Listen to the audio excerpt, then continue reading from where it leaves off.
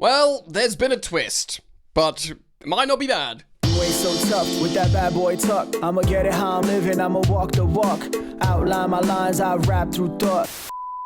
Hey gang, what's going on? So, since I've last spoken, welcome back to Football Therapy with me, your host Jan. I hope you're doing well. I genuinely do hope you're doing well. Welcome back to Chelsea News. I'm here all day, every day apparently. Yeah man, so since I've last spoken to you, here we go from Garnacho. We can read a little bit about the deal. Of course, I managed to just catch the here we go for Christopher Nkunku to Milan, which, yeah, it's fine. It's the kind of money you'd expect from an Italian club like Milan getting a Chelsea player. And it looks like Javi Simons is, take a deep breath, off to Tottenham. My assistant, what are you doing, Mia? You can't sit on my lap. Alright, see you later, mate.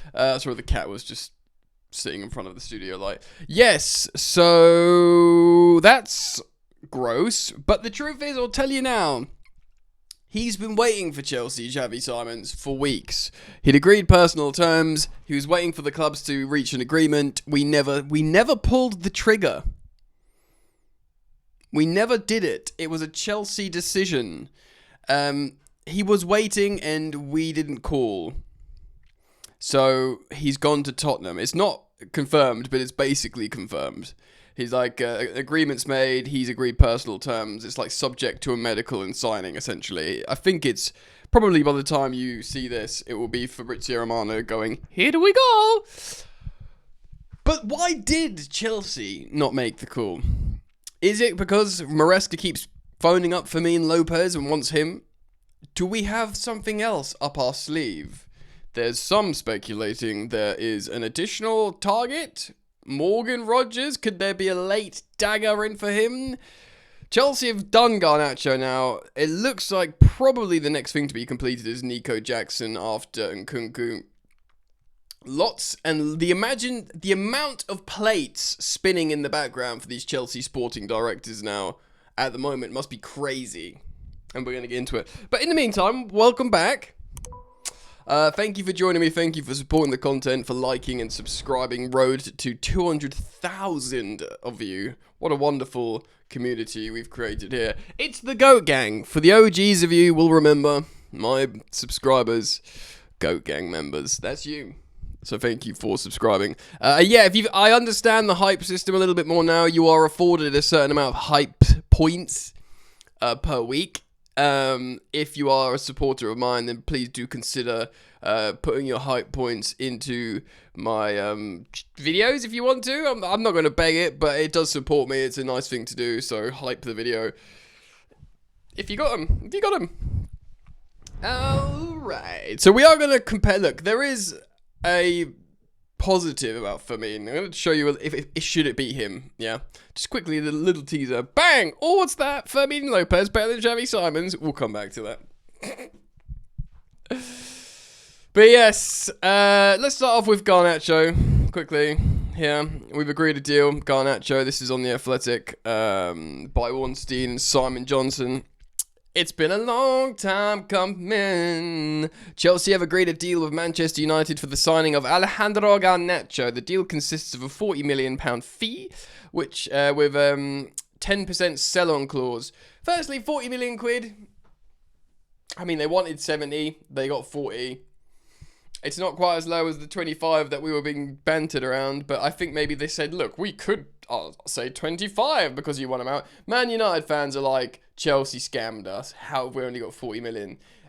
He was their star boy for a long time, and they'll say, you sold Madueke for 52 million, but we can only get 40 for Garnacho, who's younger and, you know, scores overhead kicks and yada, yada, yada. It's far more like convoluted than that in terms of the underlying data and the style of players and the experience and the age profile, but it's objectively a good deal. Even if you've got your own opinions on Garnacho, the data, the market would dictate, you know, for the profile. I mean, Enzo Fernandez will be happy about this, by the way. His Argentinian teammate, I think they've got a relatively close relationship. I'm totally fine with it. I'll back him, I'll support him, and 10% sell-on clause is pretty fine these days. It's only really Chelsea who seem to get 40% sell-on clauses for the likes of Renato Vega, which is loads and loads of, a huge portion of the next sell-on fee. So 10% sell-on's fine. They'll see Chelsea they'll probably think there's a good chance Chelsea will sell Garnacho, because Chelsea sell players all the time, even players that they use in the first team, and they get good money for them. So even if it's just a small 10%, that's relevant for Man United. He's set to sign a contract through to 2032, which is a 7-year contract, sticking with the theme of long contracts of Chelsea. I, again, wouldn't be surprised if there was an option to extend for 8 years, considering how young he is. The 21-year-old has ruled out all options this summer, aside from joining Chelsea. Now, that's got to endear you just a little bit. And it wasn't just like Forest or some middle-class clubs, Premier League middle-class, coming in for him. Bayern Munich, Bayer Leverkusen, loads of Saudi clubs, which obviously would have just represented money. Loads of clubs went in for him, and he said, no, I just want Chelsea. I'm going to go to Chelsea, and if you can't sell me to Chelsea, I will sit on the reserves, because I want to go to Chelsea. I must say, there is something nice about that, do you know what I mean? So, let's hope he does well. And it's kind of fine. Garnacho is one of the 5 players to return late to preseason training. He's in the bomb squad, so he's not part of the long-term plans. He's made 58 appearances, provided double digits for 11 goals and 10 assists. It's been okay in like an awful Manchester United side. He's made 144 appearances, senior appearances, for Manchester United, despite being, what is he, 21?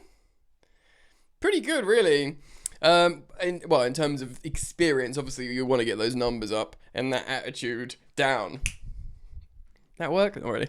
So Man United and Chelsea meet in the middle. Garnacho's move to Chelsea has been telegraphed all summer. The player told his friends at the end of last season his desire was to move to London, and Stamford Bridge would be his ideal situation. So for a long time, he's been wanting to go to Chelsea. That targeted, and that might have even been before we won the Club World Cup to become champions of the world. That probably made him solidify his preferred destination. One could only assume. The targeted ambition hampered United's negotiating position. Yeah, like I said, the fact how he wanted to go to Chelsea and only Chelsea. Some clubs initially were told 70 million asking price was reduced to 60. And then when talks with Chelsea began, United pressed for 40. According to United sources, they came in at 25, which had started offers off by suggesting only players and swap deals, none of them who were palatable. Ultimately, the two clubs met in the middle for the 21-year-old, with United getting a guaranteed 40 million plus 10% sell-on clause, which seems plausible to be triggered if Chelsea continue, as they have been doing. Sorry, I had to cough and then down loads of very strong coffee, so my head might blow off in the moment. The sale marks the largest for United's academy graduate and the 4th largest in United's history. The 4th largest in their history after Cristiano, Lukaku and Angel Di Maria. Fucking hell, man. We are the kings of selling, aren't we? We're Man United. I know they're not, they wouldn't pride themselves on selling players, although they have shown historically they'll sell big players. And back in like the 90s, noughties and beyond. Hold on. Oh man, I keep coughing. I've got like a seed stuck in my throat. Don't make any crude jokes there. So yeah, we are the kings of selling. Like the fact how 40 million is like way down the table for us, mate. We sell loads. I mean, it's like, champions of selling. You'll never sing that. It's not like the coolest thing in the world to be like selling players all the time. But you'd rather be good at selling, make loads of money, than, be fobbed off with loads of players having to lose on, low amount. It's a weird flex to be like good sales revenue generators, but it's a good thing ultimately. His departure would be tinged of sadness, given his part in the United's FA Cup Youth Cup winning side of 2022. Of course, that overhead kick at Goodison Park, which was historic, it was incredible. FA Cup final victory of Man City, yada yada yada. He's revelled under the spotlight at Old Trafford and wanted to stay, but he came to realise that his days were numbered in Amorim's system, and the club's wider ethos. Wow. So, yeah. I mean, look, it's kind of like he didn't necessarily snake United. They wanted him. I mean, Amorim wanted him out. Kind of met in the middle. They made some money. It's significant. It's helpful. Chelsea got probably objectively a good deal. He's joining a party at Chelsea with the exciting youth, attacking talent, yada, yada, yada. We are light on the left-hand side. It's, Pedro Neto out of position. Currently is our probably best choice, purely to accommodate Estevao on the right. And Pedro Neto is just in undeniable form for the last few months, really. Gittins, the high-profile talent. We'll see if he can establish himself. But yeah, we've got options now, so Maresca will be happy about that. But is he happy about the attacking mid situation? With the exits of Kieran Dewsbury-Hall, who can play the left 8, Joao Felix, who can play the left 8, but, it's not been around for ages, Christopher Nkunku, excuse me, still coughing, who can also play the left 8. Who's going to be this attacking midfielder? It's not going to be Javi Simons. Tottenham agree a €60 million fee for Javi Simons with RB Leipzig. The official bid accepted and the green light has been sent. I'm just going to get some water. Right, so Javi Simons to Tottenham. Firstly, great signing for them. I'm not going to try and pretend for a moment he's not a great player. He is, and I was excited to potentially be signing him. And I did think we were going to sign him. He's precisely what Tottenham need. Of course, after missing out on Gibbs White and Eze, the Tottenham fans will be very happy to be getting a player in Javi Simons who sort of fits the bill exactly. And 6 minutes ago, here we go, it's done. So there you go. Breaking, Javi Simons to Tottenham, here we go. It's all signed between Spurs and Leipzig, 60 million fixed fee. So it could be like, I don't know, 70 million euros of 60s fixed. I wonder what the add-ons are. He's completed his medical and his contract is now signed. It's done. Contract. He signed a 5-year deal. He would have signed a longer one at Chelsea, but they've given him a 2-year option, so they can. How old is he? 22 or something. So he'll sign till he's 27, and they can trigger the 2-year option to make him into till he's 29. Excuse me. So yeah, it's done. It is done. They've signed him. They'll be happy with that. And it leaves us in this position. Why did we not call him? We're going to talk about that. Essentially, it was Chelsea's decision. We have not been gazumped here. We have not been will-I-and. He wasn't on the Chelsea medical table, got a call from a Russian billionaire, hopped off and ran away. He never got the call from Chelsea. Go and do your research. Look across the multiple platforms. This was the situation. And why? Why didn't we make the call? You can have you might be angry at it. You might be indifferent. You might be intrigued. I'm pretty intrigued.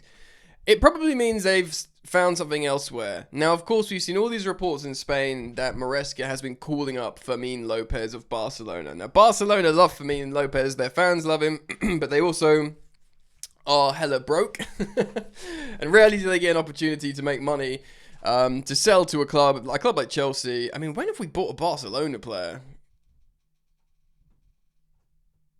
I can't remember. It's probably a really obvious one that I'm not thinking of. What? I'm going to Google this right now. Well, there's obviously Mark Yu, who we've literally just signed from Barcelona for like 5 million quid. So there's him. But I don't know if I'm missing any high profile names. Let me know in the comments. Yeah. So they could do with the money. And when I look at Fermin Lopez, a lot of people are thinking, oh, could there be something else in the shadows that Chelsea are thinking of? Another name that's been percolating in the background that is the reason why Chelsea didn't call Javi Simons. And it could be Fermin. So, Fermin, if you look here on Transfermarkt, it is the exact same sort of profile position in terms of CM, Cam, sort of left-sided winger as well. He's a right footer. So positionally, it's the same. And I did show you this as well earlier. This is last season. Granted, the sample size of minutes is larger for Javi Simons, but Fermin Lopez for Barcelona, he has got, are they about the same for goals per 90? Difference being, Javi Simons Sorry, expected goals per 90, expected goals per 90. Javi Simons is pretty much, he's overperforming ever so slightly, but for me, sorry, I'm getting confused here. Both of them are overperforming their expected goals, but they both score the exact sort of same goals per 90. Shots per 90, he takes a higher volume, so he's going to be more output. He gets more assists per 90. They're about the same for key passes per 90 and goals per 90, but all the other metrics is Fermin is better, and most notably here in build-up as well.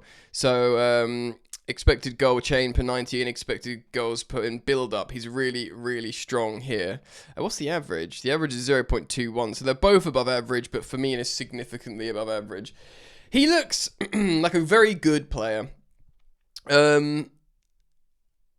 Lots and lots of people will be very excited in the prospect of this. I was just listening to, interestingly, the Rest is Football podcast, and for whatever, I mean, I think he's a fun pundit, but Mika Richards, whatever you think of him, he seems to think that Fermin Lopez would be an unbelievable signing for Chelsea, and should it happen, but yeah, I don't know, man. It is, it could be Fermin Lopez. It could be an additional secret target. It could be maybe a Morgan Rogers. I don't know what Aston Villa are doing. You know, could we go in for him? Of course, we know Cole Palmer and Morgan Rogers are besties. Cole would probably love it. Should we sign Morgan Rogers? Double, Chile celebration. With Esteval getting involved, and of course Morgan Rogers can play essentially that same role. The inside left pocket, right footer attacking midfielder. It is the same as Javi Simons, Fermin Lopez, Morgan Rogers. They're all like similar profiles. But is there a secret player in the background that Chelsea are looking to maybe sign? Anything can happen in the dying embers of this transfer window, so do keep it locked, guys, because I will be covering it all. Thank you for liking and subscribing. If you've got any hype points to spare, why don't you just dribble them into the video. Of course, if you're a fan of the content, there's daily content over on Football Yannick where I speak about non-Chelsea stuff. Search Football Yannick on YouTube should you want to see it. Alright, mate. I hope to see you back here soon. Enjoy the football. There is any. Peace.